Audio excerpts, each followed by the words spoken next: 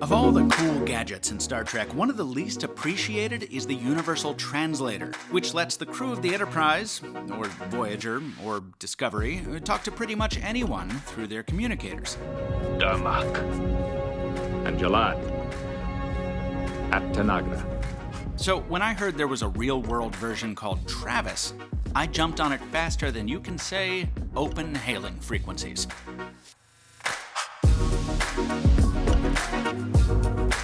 I'm a little late to the game on Travis.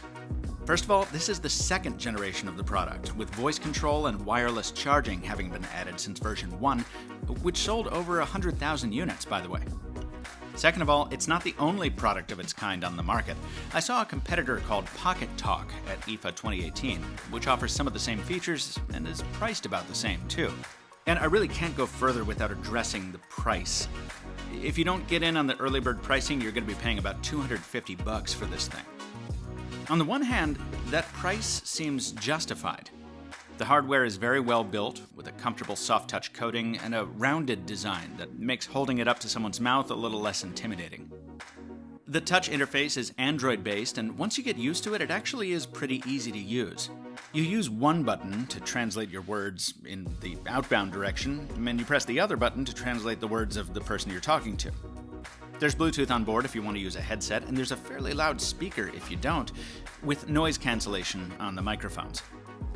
I took it to Berlin and Stockholm, and with fairly light to moderate use, I got a couple days between charges, which lives up to the 12-hour use claim. In short, it does what it says it's going to do. You know what else does the same thing? My smartphone. Your smartphone, too. I mean, download Microsoft Translator or Google Translate, and you get many of the same features for free. Also, this includes an ability Travis doesn't have. You can take a picture of something and translate text. With Travis, my only option was trying to sound out a Swedish sign by reading it aloud, which went about as well as you might expect. I asked Travis's maker about this, why not just use your phone? And the company actually had a pretty good answer. Travis understands more. Google Translate only lets you talk in 41 languages, and Microsoft Translator tops out at 11. Well, Travis can translate 105 languages, 8 of which are stored locally.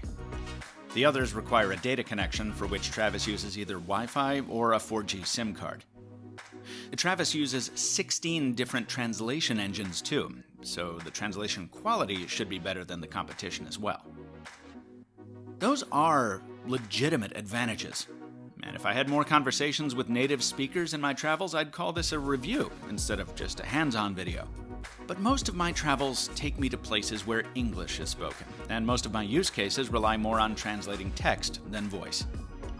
Travis is just built for a different kind of person, doing more talking, going to more distant destinations, a customer who's willing to carry a separate device, and pay for a SIM card to power it, if it means having a little more comfort on the go. The device can also function as a 4G hotspot, by the way. If you meet all those criteria, or for some reason you just don't use smartphones but still need a translator like this, you might want to snag Travis at the early bird pricing while you still can. I'll drop a link in the description for your convenience. For everyone else, though, your smartphone is probably enough. This is yet another video recorded on the road, this time from San Francisco, folks. As usual, I'll ask your forgiveness on the hotel room sound quality, and also as usual, I'll ask you to subscribe to the Mr. Mobile on YouTube so you don't miss the next video coming very soon. Until next time, thanks for watching, and stay mobile, my friends.